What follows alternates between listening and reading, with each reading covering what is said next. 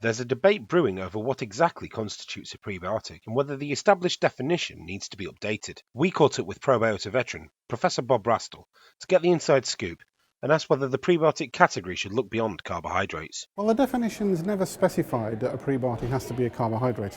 All of the compounds that we really recognise as prebiotics at the moment are carbohydrates. Polyphenols, for example, may conceivably act as prebiotics. We know that they can change the gut microbiota. The mechanisms are uncertain. Some people have postulated that the mechanism might be anti-microbial activity. But looking at the data, I think it's possible that they might also act as substrates as well. But the debate that's developing at the moment really is around whether or not we need to have a selective fermentation to qualify as a prebiotic. Traditionally, a prebiotic is classified as a selectively fermented carbon source that has been shown to boost certain populations of gut bacteria. But according to Professor Rastall, recently people have begun to question whether this is necessary, and whether a definition could more generally talk about effects, both in terms of changing the gut microbiota and in terms of health. So there's really two schools of thought here as to whether it should be selectively fermented or be defined as an effect. Personally, I think we should stick with selective fermentation as a mechanism. I think that way the term prebiotic tells you about how it works. It gives you mechanistic information.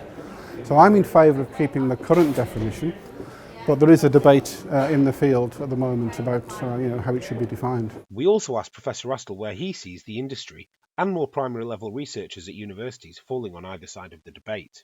I think a lot of the calls to change the definition are coming from industry that clearly would like to sell various things as prebiotics which don't fit the current definition.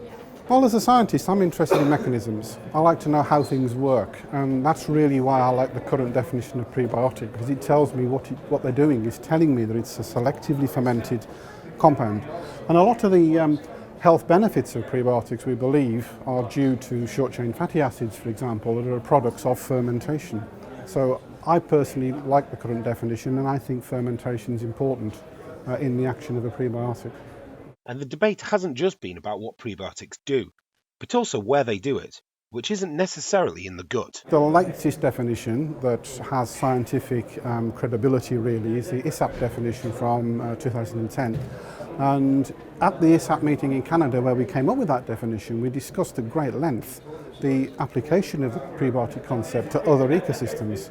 And that definition specifies a dietary prebiotic and refers to the gastrointestinal ecosystem. And that was done deliberately to try and encourage people to replace the words dietary and gastrointestinal appropriately to use the concept externally. You could use it for the skin, you could use it for the vaginal microbiota, oral microbiota.